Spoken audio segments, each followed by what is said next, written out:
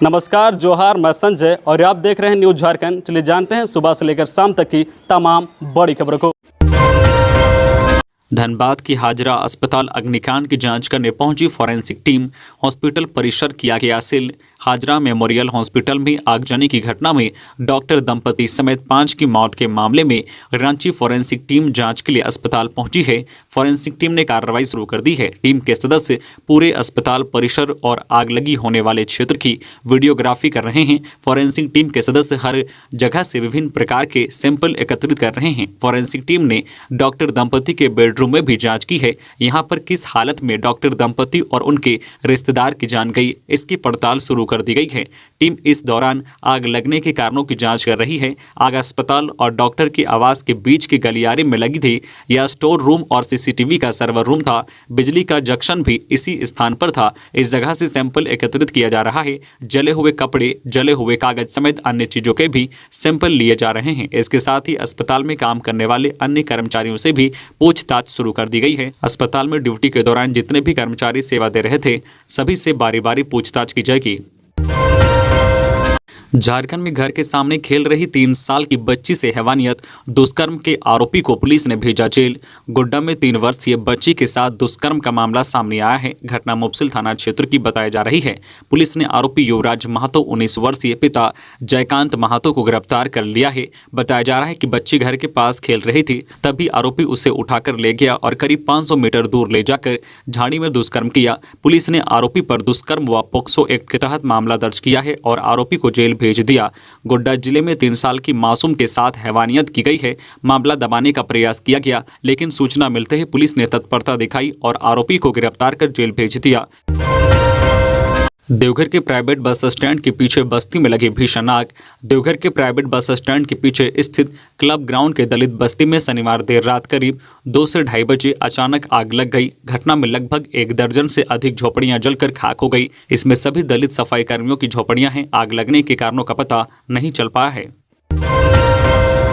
RC Hazra memorial hospital आगजनी कांड। झरिया के बस्ता कोला गौशाला मुक्तिधाम में हुआ डॉक्टर दंपति और भांजे का अंतिम संस्कार। घरेलू सहायिका का शव परिजन ले गए हुगली। धनबाद शहर के बैंक मोड़ थाना क्षेत्र स्थित टेलीफोन एक्सचेंज रोड के हाजरा क्लिनिक एंड हॉस्पिटल में हुई अग्निकांड के बाद डॉक्टर हाजरा दंपति और उनके भांजे का झरिया के बस्ता कोला स्थित गौशाला मुक्तिधाम में अंतिम संस्कार किया गया। इस दौरान मुक्तिधाम में बेटा आयुष, बेटी प्रेरणा और बहन डॉक्टर रीता हाजरा सहित बड़ी संख्या में लोग मौजूद थे। मिली जानकारी के मुताबिक डॉक्टर विकास हाजरा, डॉक्टर प्रेझा हाजरा की घरेलू सहायिका और एक अन्य व्यक्ति का शव उनके परिजन हुगली लेकर चले गए। डॉक्टर विकास हाजरा तथा डॉक्टर प्रेझा हाजरा का 2 बार पोस्टमार्टम किया गया। शनिवार की दोपहर पोस्टमार्टम पूरा हो जाने के बाद जब शव को एम्बुलेंस से घर भेजने की तैयारी चल रही थी, तो उपायुक्त के आदेश पर सभी शवों को वापस पोस्टमार्टम हाउस में रखा गया। उपायुक्त धनबाद ने डॉक्टरों की एक टीम गठित कर शवों को एक बार फिर से पोस्टमार्टम करने और वीडियो रिकॉर्डिंग करने का आदेश दिया, जिसके बाद जांच कमेटी की देखरेख में दोबारा पोस्टमार्टम शुरू हुआ। पूरी प्रक्रिया जो है कार्यपालक दंडाधिकारी रविंद्र ठाकुर की मौजूदगी में हुई। देर रात तक पोस्टमार्टम चला। जांच टीम ने जो है शवों के बिस्तरा को सुरक्षित रखकर सील कर दिया है। पोस्टमार्टम की जांच रिपोर्ट उपायुक्त को सौंपी जाएगी। खबरों में आगे बढ़ने से पहले आपसे रिक्वेस्ट है कि अगर आप चैनल को सब्सक्राइब नहीं किए हैं तो प्लीज चैनल को सब्सक्राइब करके बेल आइकन प्रेस कर दीजिए, जिससे आपको झारखंड की हर छोटी बड़ी खबर का अपडेट आप तक पहुंचता रहे। तो चलिए बढ़ते हैं खबरों की ओर। बीजेपी सांसद दीपक प्रकाश पहुंचे रामगढ़। रजरप्पा में की पूजा अर्चना।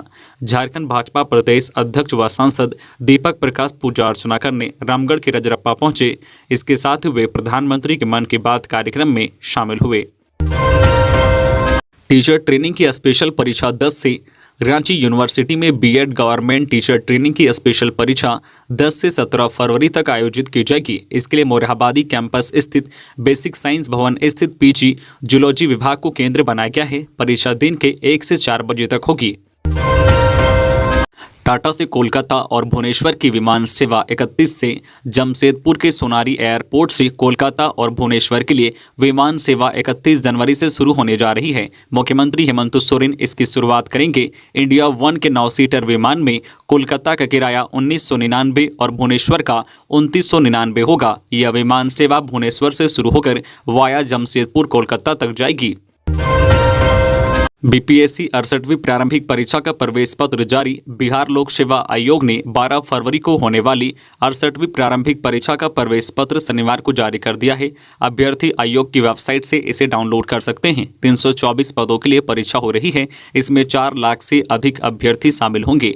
परीक्षा के लिए 805 केंद्र बनाए गए हैं। परीक्षा केंद्रों में उम्मीदवारों का प्रवेश सुबह 9:30 से शुरू हो जाएगा। परीक्षा शुरू होने के 1 घंटा पहले 11 बजे तक की परीक्षा हॉल में प्रवेश मिलेगा। मार्कशीट में किसी तरह का चिन्ह, रेखांकन, अंकन करना मना है। एडमिट कार्ड पर छपे आवश्यक निर्देश व ओमार आंसर सीट पर अंकित सभी निर्देशों को उम्मीदवार ध्यान से पढ़े और उसका पालन करे। पीएम मोदी ने की मन की बात, बोले लोकतंत्र हमारी रंगों में, हमारी संस्कृति में है। आज देशवासियों से प्रधानमंत्री नरेंद्र मोदी मन की बात की। यह मन की बात का 97वां एपिसोड था। यह साल 2023 का पहला एपिसोड भी था। मन की बात कार्यक्रम को संबोधित करते हुए प्रधानमंत्री नरेंद्र मोदी ने कहा है कि 2023 की यह पहली मन की बात और उसके साथ साथ इस कार्यक्रम का 97वें एपिसोड में एक बार फिर बातचीत करके मुझे बहुत खुशी हो रही है। उन्होंने कहा है कि हर साल जनवरी का महीना काफ़ी इवेंटफुल होता है। इस महीने में उत्तर से लेकर दक्षिण तक त्यौहार मनाए जाते हैं। पीएम मोदी ने कहा है कि इस बार भी गणतंत्र दिवस समारोह में उनके पहलुओं की काफ़ी प्रशंसा हो रही है। चतरा के जंगल में भीषण मुठभेड़, एक नक्सली ढेर। चतरा जिले के कुंदा थाना क्षेत्र के कारीमांडर और बुट कुरिया गांव से सटे जंगल में शनिवार को सुरक्षा बलों और नक्सलियों के बीच भीषण मुठभेड़ हुई। इसमें राजेश कुमार नामक माओवादी मारा गया। वह कुंदा गांव का था। वही बड़ी संख्या में विस्फोटक सहित कई सामान बरामद किए गए हैं। बता दें कि 5 दिन पूर्व भी इस इलाके में मुठभेड़ हुई थी। तब सभी माओवादी भाग निकले थे। एसपी राकेश रंजन ने बताया है कि कई दिनों से इलाके में नक्सलियों के होने की सूचना के बाद अभियान चलाया जा रहा है। इस दौरान शनिवार को 10 लाख के इनामी जोनल कमांडर मनोहर गंझू दस्ते के साथ मुठभेड़ हुई। एसपी ने कहा है कि जैसे ही सर्च ऑपरेशन के दौरान सुरक्षा बलों के जवान जैसे ही जंगल में पहुंचे, माओवादियों ने उन्हें लक्ष्य कर फायरिंग शुरू कर दी। जवाबी कार्रवाई करते हुए जवानों ने माओवादियों को पीछे हटने पर मजबूर कर दिया। वही सर्च अभियान के दौरान राजेश का शव मिला। वैसे सर्च अभियान चलाया जा रहा है। रिम्स और सदर अस्पताल में अग्निशमन यंत्र एक्सपायर। धनबाद की हाजरा अस्पताल में हुई आग लगी की घटना के बाद रांची समेत पूरे राज्य में हड़कंप मच गया है। रांची के अस्पतालों में यदि ऐसा हादसा हुआ तो मरीजों की जान आफत में आ सकती है। इसे लेकर मीडिया ने जब पड़ताल की तो व्यवस्था की कलाई खुल गई। सदर अस्पताल और रिम्स के सुपर स्पेशलिटी ब्लॉक में आग से निपटने के लिए पुख्ता व्यवस्था नहीं मिली। दोनों जगह अग्निशमन यंत्र एक्सपायर मिले। सदर अस्पताल में आग लगी तो यहाँ भर्ती रहने वाले करीब 600 मरीजों की जान पर आफत आ जाएगी। स्थिति यह है कि यहाँ लगे अग्निशमन यंत्र एक्सपायर हो चुके हैं। वही रिम्स के सुपर स्पेशलिटी भवन में भी अग्निशामक यंत्र पिछले 2 साल से अधिक समय से एक्सपायर पड़े हैं।